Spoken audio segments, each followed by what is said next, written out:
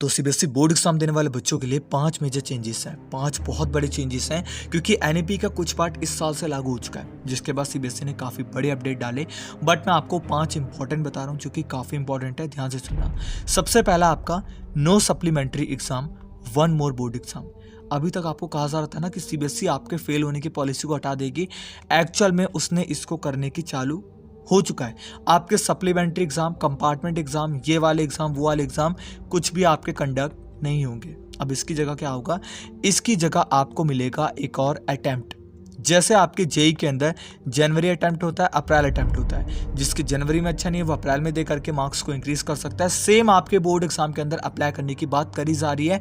NEP के अंदर आपका लिखा था, सीबीएसई ने इस पर विचार करना शुरू कर दिया है और हो सकता है कि इस साल से आपका no supplementary exam, one more attempt लागू हो जाए। इसका फायदा क्या होगा बच्चों को? सबसे बड़ा फायदा होगा, अगर आपके पहले अटेम्प्ट में अच्छे नहीं है, सेकंड में आप बढ़ा सकते हो। फेल होने का कोई नौबत नहीं है कि आपके पेरेंट्स को आ जाएगा कि पहले अटेम्प्ट में फेल हो गया। कोई फेल नहीं होगा पहले अटेम्प्ट में, सेकंड अटेम्प्ट आपको मिलेगा। उसके बाद जब आपका बिल्कुल नहीं होता है तो फिर आपको नेक्स्ट ईयर वापस से देना पड़ेगा। पहले अटेम्प्ट में आप फेल नहीं होगे, ऐसा यहाँ पे जो है वो प्रावधान लागू होने वाला है और हो सकता है सीबीएसई यहाँ पे विचार पूरी तरीके से कर चुकी है। सेकंड है आपका रेड्यूस सिलेबस, जो कि काफ़ी बच्चों को नहीं पता। अप्रैल में आपका सिलेबस निकला था, बच्चों को पता है 10th और 12th का, बट उसके बाद फिर से एक बार सिलेबस निकला, सिलेबस रिड्यूस हुआ। बहुत सारे ऐसे सब्जेक्ट हैं जिनके सिलेबस को रिड्यूस करा गया। क्लास 10 के एसएसटी के करा गया, कुछ सब्जेक्ट के अलग अलग सब्जेक्ट, साइंस हो गया, आपके हर सब्जेक्ट में कुछ ना कुछ आपका जो है वो रिड्यूस हुआ है। तो मेरी रिक्वेस्ट है आपसे कि आपको सिलेबस नहीं पता तो प्लीज़ नए वाले सिलेबस को जानने की कोशिश करो। और सेकंड बात, अगर बिल्कुल कुछ नहीं समझ में आ रहा कैसे करना है, तो अगर सिंपलेस्ट फॉर्म में 2 से 3 मिनट के जाना है तो कमेंट बॉक्स आपके सामने, कमेंट करना मुझे। हर एक क्लास का सब्जेक्ट का सब सब्जेक्ट्स का डाल दूंगा मैं, कोई टेंशन की बात नहीं है। फिर से आपको जो रिड्यूस हुआ है उसको कंप्लीट संभाल करके, समझा करके मैं आपको कंप्लीट जो है वो बता दूंगा। अब थर्ड, जो कि काफ़ी ज़्यादा इंपॉर्टेंट है, number of internal choice increase. अब कहोगे कि यार इंटरनल चॉइस के मार्क्स इंक्रीज हो गए, कम हो गए भाई।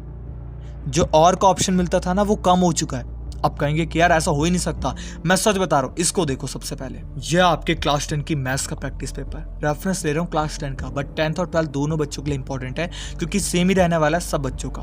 तो यहाँ पर देखो, जो 1 मार्क वाले क्वेश्चन है, एक में भी आपको और का ऑप्शन मिलेगा। चाहे 20 क्वेश्चन तक आ जाओ, मैंने सारे कंप्लीट देख लिए, एक में भी आपको और का ऑप्शन नहीं है 20 क्वेश्चन तक। इसके बाद 21 में नहीं है, 22 में नहीं है, 23 में नहीं है, 24 एक क्वेश्चन मिला, 25 एक क्वेश्चन मिल गया। चलो, इसके बाद आता है आपके 26 पे, इसमें भी आपका नहीं, चेक कर लेना चाहे जा करके। 27वें में नहीं है, 28वें में एक में है और 29वें में आपका है, यानी कि अभी तक सिर्फ 4 ही आपको और ऑप्शन मिले।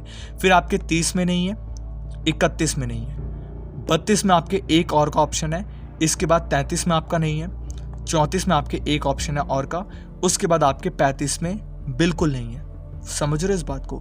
यानी कि आपके और के ऑप्शन को इतना ज्यादा हद तक कम कर दिया गया है कि दिक्कत पे दिक्कत ये लोग पैदा करते जा रहे हैं। लेकिन इससे बचने का क्या तरीका है? सिर्फ एक तरीका है, क्लास 10 के बच्चों को खास कह रहा हूँ। उड़ान नीव फास्ट ट्रैक आपका निकला है, जिसको आप बाय कर सकते हो, सिर्फ 1500 रुपए का है। इसके अंदर इन्होंने वीडियो लेक्चर के फॉर्म में आपको कॉम्पिटेंसी बेस्ड कराने का वादा दिया है। प्रीवियस ईयर क्वेश्चन एसी के अंदर कराए जाएंगे, जो कि आपके एक किताब के दाम का पूरा कोर्स है।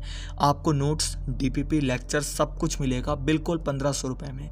150 रुपए का और डिस्काउंट है, TOU 150 लिख देना।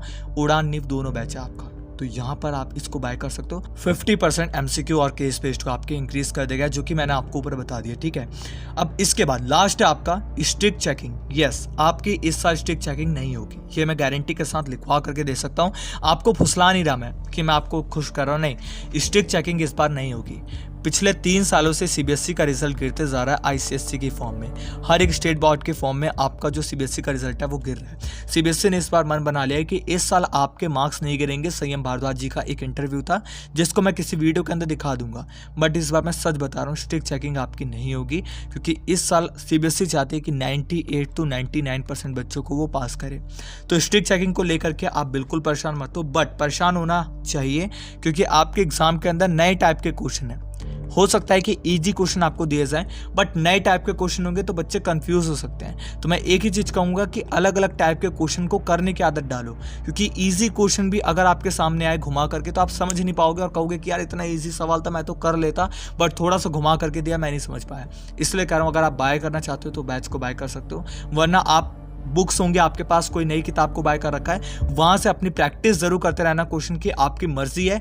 मैं डेफिनेटली कह रहा हूँ आप बहुत आगे जाओगे, बहुत ज़्यादा आगे जाओगे, और बिल्कुल परेशान नहीं होना है।